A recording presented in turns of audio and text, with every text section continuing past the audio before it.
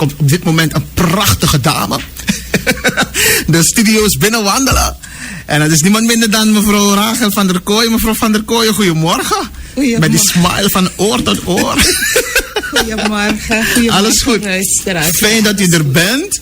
En u krijgt zo meteen, hebt u uw koffie al besteld? Bij die vandaan? Ja. Goed zo, moet u proeven hoor. Heerlijk man. U drinkt hem nergens anders zo heerlijk als hier. Ik zal kijken, ik zal proeven. Goed, we hebben u uitgenodigd. Want u hebt een boek geschreven, u bent bezig geweest. Datgene waarover u al jarenlang zo voor vecht, hè? Onderzoeksjournalistiek. Eigenlijk moet ik uw tweede naam, is dat uw tweede naam bijna? Ja, want het is belangrijk onderzoek te doen als je iets te weten wil komen. Goed zo, en u hebt een boek geschreven, Hebreeuwse identiteit. Een onderzoek naar de identiteit van mensen van Afrikaanse afkomst. Hoe bent u hierop gekomen? Wat heeft u zo getriggerd om dit onderzoek te doen? Nou, in feite was ik bij de Reparations Commission. En de voorzitter van die Reparations Commission heeft me gezegd van ja, er was een dinges van Sandeo Hira. Een cursus, herschrijving van de Surinaamse geschiedenis. Ga daar. En ja, toen ben ik geweest. En op die cursus, aan het eind van die cursus, heeft Sandeo Hira de cursisten gevraagd om te schrijven over de geschiedenis. Iets, een gebeurtenis in de geschiedenis van Suriname. Ja. En toen dacht ik van oké, dan ga ik kijken waar mijn volk vandaan komt. Weet je? En ja, toen ben ik begonnen. Je begint meestal in het Nationaal Archief. Maar je vond alleen maar informatie over de plantage. En ik wilde informatie hebben voor de plantage. En toen zei men me daar van ja, de Hollanders of de witte mensen hebben onze geschiedenis geschreven. En ze waren niet geïnteresseerd in van waar we vandaan komen. Ze zijn dus vanaf de plantage begonnen. Ik zeg ja, maar daarvoor moet toch ook wat zijn. Weet je, en ik kon het daar niet vinden. Dus toen ben ik op het internet gaan zoeken. In het Nederlands heb ik eerst gezocht. En ja, toen het in het Nederlands niet lukte, begon ik in het Engels te zoeken. Nou, voilà. Daar was het. Iedereen die dat onderzoek doet in het Engels gaat op dezelfde conclusie komen. Want er is een scala van informatie in het Engels over dit onderwerp. Dus dit onderwerp is niet nieuw in de wereld.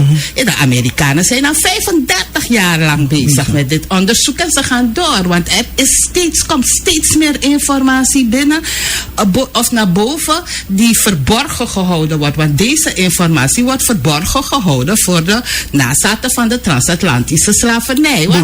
Bewust. Ja, die bewustzijn is er al in Amerika. Ja. In de Nederlandstalige gebieden, zoals Suriname, Nederland of zo, is die bewustzijn er nog niet, maar het komt op gang. Ja. Waarom is het zo van belang dat mensen hun identiteit kennen? Het is van belang om te weten van waar je komt, van welk land je komt, van welke stam. Als ik mag praten over de nazaten van transatlantische slavernij, is het belangrijk om te weten van welke stam je komt. Dan weet je waar je voorouders vandaan komen, dan weet je wat er allemaal gebeurd is. Dan weet je waarom we terecht zijn gekomen in een slavernij. Want we zijn nazaten. Ja. Waarom? Wat hebben we zo gedaan dat deze straf ons moet treffen? Waarom die andere volken niet? Want een heel volk is gemaakt tot slaaf. Waarom de Chinezen niet? Waarom die Javanen niet? Waarom die andere volkeren niet? Waarom ons volk alleen? Waarom? Ja. Moet je weten. Want als je weet wat er gebeurd is, dan weet je wat je moet doen nu om het te herstellen. En om een betere weg op te gaan. Ja. Wat voor opmerkelijkheden bent u tijdens uw onderzoek tegengekomen? Voor mij was het opmerkelijk dat Stedman, hij was een reisverslaggever, tenminste hij deed verslag over reizen die hij maakte. Hij heeft veel in slavengebieden reizen gemaakt en in die van Suriname, wat vond hij het wreedst. En hij vergeleek die wreedheden die ze overkomen hier in dit land met de slavernij, de wreedheden die ze hadden in Egypte. Dus hij wist wie wij waren. Ja. Want hij vergeleek die wreedheden met Egypte. Toch? En een ander opvallend ding was dat Ja, hij werd geciteerd. Dat was dus een secundaire bron die ik heb gebruikt. The Nation of Islam. Want hij werd geciteerd in dat boek van The Nation of Islam. Dat terwijl ze bezig waren die wreedheden te incasseren, baden ze een gebed in het Hebreeuws.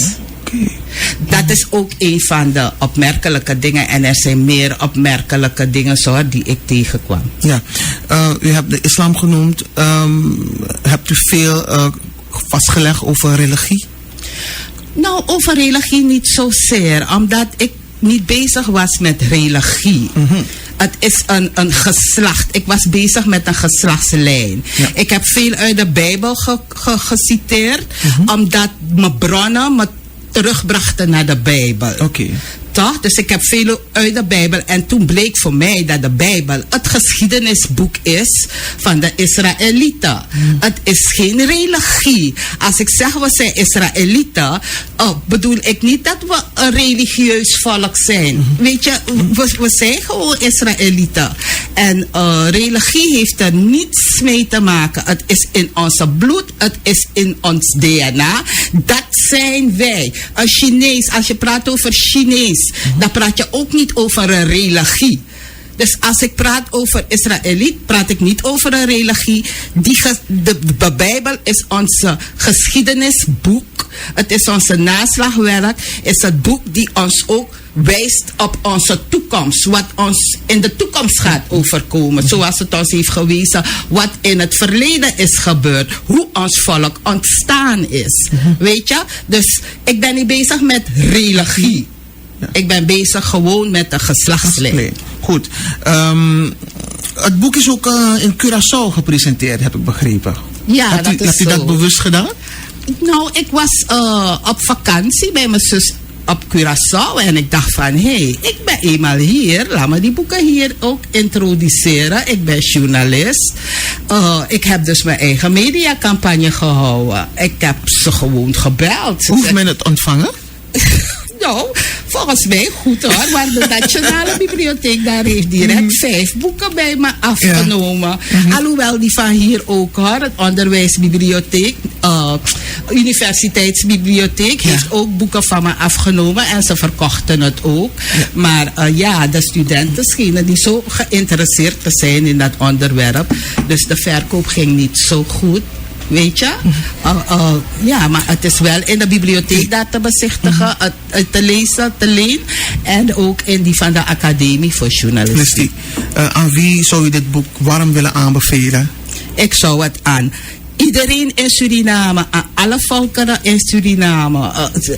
Het maakt niet uit wie je bent, maar het is in het bijzonder voor de nazaten van de transatlantische slavernij, want het gaat over hun geschiedenis. Maar de andere etnische groepen, die zijn ook geïnteresseerd, want we leven met elkaar hier. Ik ben ook geïnteresseerd in hun geschiedenis. Dus ik stel me voor dat zij ook geïnteresseerd zijn in onze geschiedenis.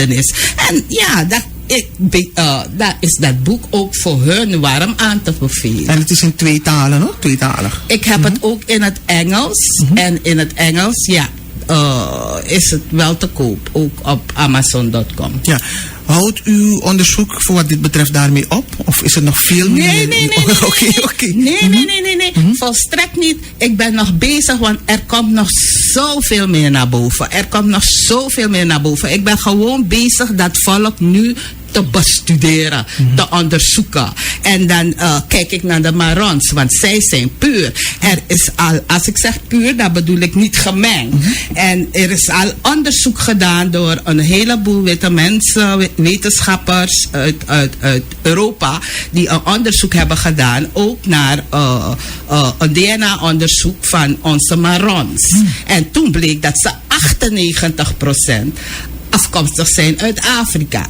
Weet je, ze zijn puur dus voor mij, als Creool, als stadsneger, om het zo te zeggen, die gemengd is. Ik heb een soort Chinees die ergens in mijn stamboom is. Dus ik ben gemengd en de meeste Creolen zijn gemengd. Maar zij zijn puur. Dus om te weten wie we zijn, moeten we kijken naar hun. En dan moeten we hun onderzoeken. En dan komen we veel meer te weten, hoor. Ik ben nog veel meer te weten gekomen door die Maron te onderzoeken. Als journalist ben ik veel naar het binnenland geweest. Ik ben veel mensen in aanraking gekomen. Ik heb veel gezien. Maar ik had het nog niet een plaats gegeven. Ik keek nog niet echt ernaar. Maar nu, als ik het zo observeer en vergelijk met die cultuur in de Bijbel, die Israëlieten hadden, dan zie ik, deze mensen zijn het.